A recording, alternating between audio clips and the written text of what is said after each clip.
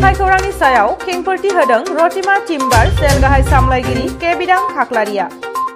चिरां जिल्लानि काजलगाव महकुमानि हाग्रा बिफान आरो नांगोलभाङा बिसरबारि बिसिडिसिनि सिङाव गोग्लैनाय बिसरबारि गामिनि रतिमा टिम्बार सेल डिपोट एबा दंफां मिलाव हाग्रा बिफाननि लोब्बा थाफानायजों आयेन बेरेखा दंफांनि फालांगि सोलियो होनना खौरां बिजोंनि गेजेरजों फोसावनायखौ बे मिलनिनो गाहाय सामलायगिरि के बिदां खाख्लारि, बे गामिनिनो गामिगोरा हेबल बसुमतारी लोगोसे मिलनिनो मेनेजार आजाद आली मोनहा नंखाय होननानै खेंफोरथि होदों।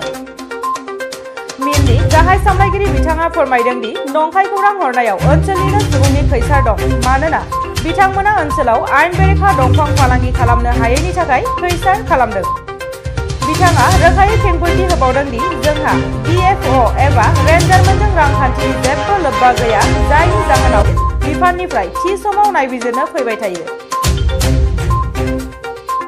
बे गामिनि गामिगोरायाबो रोखायै फोरमायदों दि बे मिलाव जेबो बेबादि आयेन बेरेखा दंफांनि सोलियोब्ला जोंनो बेनि हेंथायै राहा लानाय जागोन।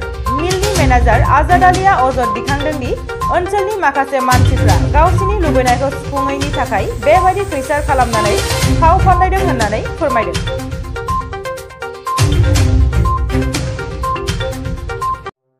जानाया बेनो मैया मोनसे फेक निउस होदों आंनि सायावहाय, माने बे रतिमा टिम्बार मिल नालाय बियो उड मिल टेनिंसिनि, ओमफ्राय बेहाय माने ओरैबायदि सासे माने बेफारी आरो बियो बेफारी बुंनांगोन, ओमफ्राय माने सुक्लामि मानसि बे ओनसोलनि बहुद माने मा होनो बेखौ CID खालामनानै बिदिनो सोरबा जानो मोननायखौ माने बोखाना होग्रा मानसि आरो बियो। थ' बेहाय इलिगेल माल हाबो होनना बुंदों, नाथाय बे सब नंखाय। मानो होनना बुङोबा दिनै 10-12 दिनानो जाया रेन्जार सारा खुद फैयो, जोंना रानिखातानि रेन्जार सारा गाव फैनो हायाबा बिसोरा गावनि सेंग्राफोर फैयो। आरो बेहाय जोंनि फाथाबारियावबो दङ फरेस्टनि मानसि, बिथांमोनाथ' खयला मिलानि बिथांमोनाबो फैयो। दिनै बिथांमोना नुवाखै बे बांगाला अबेनिफ्राय नुनानै इलिगेल दंफां सोयो होननानै बिदि निउस होदों। आं बहुद दुखु नांदों। मानो होनना बुङोबा दिनै बे मिला बोसोरसेयानो जायाखै, 7 मासाव हाबदोंल'सो, नै रिनु जाफिनबाय। होमबा बेहाय जों माला इलिगेल मावनो हास्लाबनांगौ जाखो? एक्सुवेलि बिथांमोना 2 नम्बर दंफां सोनो हायैनि जाहोनाव माने जोंखौहाय बे 1 नम्बर मिलखौ माने उथायना हरोबा गावसोर 2 नम्बर मावनो हागोन। नैबे धान्दाखौ लानानै बिसोरो बे फेक निउसखौ होदों आरो आसाम टक्सआव होदों, नाथाय बे गासिबो नंखाय। आरो DFO सारखौ बुंदों माबा मोनसे जुरित्र दं नामा होननानै, बे सब नंखाय। बे DFOजों खुनु लेनदेनानो गैया जोंहा। रेन्जार सारानो जाबायदि डिउटि खालामनाय बिथांनि बुंनाय बायदिनो फरायसंनाय बायदिनो जों खालामो, जेखौ जों दा गामिनि दंफां एसे एनै दङ न' बानायनाय, सोरबा खिरखि बानायनाय, बेखौल'सो जों हाखावो। बेवहाय माने दंफां दाम गोसा-गोसानि दंफां हानाय जायो आरो दंफां गिदिर-गिदिर हानाय जायो। आसलथे नोंसिनि पारमिटआ बेसेबांनि हानो होयो आरो नोंसोर बेसेबां हागासिनो? दाथ' जेनेबा जोंना 10 इंसिनिल'सो नालाय, 10 इंसिनि पारमिट दङ जोंना। ओमफ्राय जोंथ' बिदि दामि दंफांथ' बहा मोननो, दाथ' आरो गैखाया। बे रायजो राजा जा न'नि थाखाय हाफैयो, सोरबा बेफारिनो फानहरो, न'आव सोलिनो असुबिदायाव दंफां लाइफांजोंबो रायजो जानो गोनां जाहैयो नालाय। थ' बेबायदि हिसाबै बेहाय बांगालफोर बेफारिफोर फैयो, बिसोरनो फानहरो आरो। बेवहाय जे फरेस्ट बिफानजों जे लोब्बा दङ, फैसा होलायनाय मालायनायबो खोथा बुंदों, बे गासिबो नंखाय। बिदिनो खुनु दिनैसिम फैसा होफेरै, फैसाथ' मा होनो, दाबो बे मिलनि दाहारानो सुखायजोबनो हायाखै। सप्तायाव मालाबा साननै मालाबा सानसे बिदिनि थाखाय मिस्ट्रिफोरखौनो मोना। मिस्ट्रि लेबारानो थाया बेहाय खामानि मोजां जाया होननानै। बहाबा मिल मोजाङावहाय जेराव कन्टिनिउ खामानि जायो बेहायसो थाङो। आरो दिनै आंनि मिलखौसो नोजोर होनानै बिदि माने फेक निउस होनाया बे बहुद दुखुनांथाव। आं दुखु नांदों, बिदि जानाङामोन। नाथाय दिनै माने मिलखौ बदनाम होदों। DFO सारनि नामखौबो मेनसन खालामदों। DFOजों जोंहा मा लेनदेन दङ? जेबोथ' लेनदेन गैया। थाखा फैसा जोंनो खुद सोलिनो हाया जाना दङ, आरो जों सरकारजों आरो अबेनि दंफां मोननायनि थाखाय जोङो माने रेन्जार DFOनो फैसा होनो, बिदिथ' खुनु जानो हाया। दिनै रायजोफ्रा नुना दङ। जायफोरा जे नोंथांमोनखौ जे एरनानै हरदों, बिसोरो मानि थाखाय एरना हरदों होनना सानदों? बे एरना हरनाया बे खाटांखा, आं बेखौनो बुंगोन। माने बिसोरो 2 नम्बरै मावो, 2 नम्बरै दंफां हाजोनिफ्राय लाबोयो। दा माने बे मिल बहायनायनिफ्राय खमायबाय। बेनिफ्राय जोंनि मिलावथ' सरकारनि मानसिफोर फैबाय थाखायो नालाय, रेन्जनिफ्राय सेंग्राफोर फैयो, नायफैयो। मालाबा जोंना रानिखातानि साराथ' सेंग्राफोरखौ थिनहरो, गावबो फैयो मालाबा। जायफोरा जे एरना हरदों बिसोरबो मिल सलायो नामा?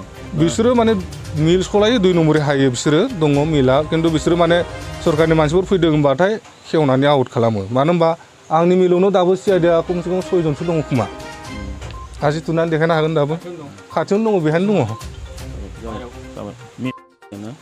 गावबुरा जे नोंथांमोननि जे बे गामियाव मिल दङ आसलथे नोंथांमोननि नोजोराव बे मिला माबायदि सोलिबाय दङ बे मिलाथ' मथथे दा बुंनो थाङोब्लानो जेने थेने एसे सोलिनानै दङ आरोना माने दा आङो खोनादों जेनेबा आउटनि माबा फैदोंनो मा फैदोंनो माने रिपर्ट होलायदों होननानै आङो खोनादों खिन्थु आंनि नुनायावहाय गैया आरो बेबायदि आउटनि दंफां हाबनाय मानाय गैया आरो मानोना आङो न'आवबो खाथियावनो ओमफ्राय आरो आङो गामिनि गावबुरा माने आंबो एसे खेल लानाय जाबाय थायो आरो जेनेबा आंबो बुंनो थांलाय फैलाय आरो मथथे हरनि 7टा 8टासिमालाय बे दखानाव जोङो जिरायबाय थायो रायलायबाय थायो खिन्थु बेबायदि माने हाबनायखौ आं नुवाखै आरो जेनेबा जुदि हाबोबा निसय नोंथांमोना राहा लागोन जोङो राहा लागोन गामि हिसाबै जोङो राहा लागोन आरो माने जोंनाबो जेन गामियावबो बदनामाव थाङा बिदिनो रेकर्ड जाया खिन्थु माखासे बेबोनो रिपर्ट हरनायफ्रा मथा-मथि बेफोर गासिबो बाथ्राया नंखाय बेनो आरो बिदि जानो नाङामोन आरो जेनेबा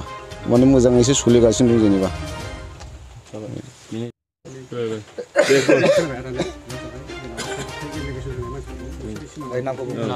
তাৰমানে এই মিলত আমি যেনিবা কাম চলোৱাৰ কাৰণেহে থাকিছে মানে এটা সম্পৰ্ক লৈ থাকিব লাগে মিল মালিকটো সৰু বৈনী হিচাপে মানুহ আমি তাৰপিছত থাকিছোঁ কিন্তু এতিয়া জংঘলৰ মাল চাল নাহে তো গাঁৱৰ পৰা ঘৰ কাম কৰাৰ কাৰণে লৈ আহে তাকো আমি কাটিব নোৱাৰে বেলেগ বস্তু দি হুণ্ডা দি ফালি হেনে কাটিব লগা হয় এই লাওখৰি বা লাওখাৰ গাছ এইবিলাক গামাৰি লৈ আহে কিছুমান মানুহ ইয়াত আহি মানে মিল সিহঁতক ল'ব লাগে নহ'লে মিলটো আমাক ঠিকা দিব লাগে এনেকুৱা বুদ্ধি কৰি মানে মিল মালিকেতো ঠিকাও নিদিয়ে বা হয়তো কিবা সিহঁতক লগতো নলোৱাৰ কাৰণে হিংসামূলক হৈ এইফালে চান্দা লাগে বা ইটা লাগে সিদিনা বাজাৰত গৈছোঁ নাঙলভাঙা বাজাৰত গৈছোঁ আফচাৰিলে আমাৰ এটা চেংৰা ক'লে মোক খুৰা ৰ'বচোন এটা কথা আছে মই কৈছোঁ কি কয় এটা কাগজ লৈ যা মই কৈছোঁ কি কাগজ কয় BTC ৰেকৰ্ড না কি ক'লে মই গম বুজি পোৱা নাই আৰু কি নাবুজাৰ কাৰণে তাৰ কাগজটো মই ফটো মাৰি লৈছে ফটো মাৰি লোৱাৰ পিছত 5 মিনিট পিছত কয় হেই নালাগে ফটো মাৰিব নালাগে মই জেৰক্স কপি দি দিম মোৰ জেৰক্স কপি দি দিছে তাক কৈছে মই কৈছোঁ পইচা কিমান লাগে কয় 10,000 মান লাগিব গোটেই মেচিনত 10,000 উঠাব দিছে মই কৈছে ভাতিজা মইতো মিলৰ কিছু নহয় মই কামহে চলাই আছে মালিক আছে মিলৰ মালিকৰ লগত মই আলোচনা পাতি দিম নহ'লে তুমি আলোচনা কৰিবি কয় নহয় এইটো লাগিবই মই কৈছোঁ লাগে যদি তেনেহ'লে মালিকক কবি এইখিনি এই হিংসাতে এনেকুৱা হৈ আছে খালি মানে লগত ল'ব লাগে সিহঁতক লগত ল'ব লাগে বা হয়তো সিহঁতক বিজনেছমেনত লগত শ্বেয়াৰ হোল্ডাৰ কৰিব লাগে এই নকৰাৰ কাৰণে এনেকুৱা দেৱাৰ পৰাই আজি 5-6 মাহ 7 মাহ হৈছে মিল বহোৱাৰ পৰাই হিংসা চলি আছে এনেকুৱা আপোনাৰ ইয়াতে মিলত 2 নম্বৰ মাল চলি বুলি উত্থাপন কৰিছে তাৰপিছত ডিপাৰ্টমেণ্টৰ পৰা এইটো মিছা কথা তাৰমানে ইয়াতে 2 নম্বৰ মাল কেতিয়াও অহা নাই আনিছে যিটো আনিছিল ফৰেষ্ট ডিপাৰ্টমেণ্টৰ পৰা কয়লা মালৰ পৰা ৰয়েলটিৰ মাল আনিছিল সিহঁতে নিজে আহিছে ৰেঞ্জাৰ ছাৰ নিজে আহিছে ৰিপৰ্ট দিছিল সেই ল'ৰাটোৱে ৰিপৰ্ট দিছিল যে পাহাৰৰ মাল আছে আহিছে আমি দেখাই দিছে যে ছাৰ এই মালটো কাৰ কয় আমিতো দিছে এইটো চিএম হিচাপে দেওয়া হৈছে ৰয়েলটি কৰা মাল এইটোতো নহয় এনেকুৱা দেখি গুচি গৈছে ডিপাৰ্টমেণ্টৰ পৰা আহে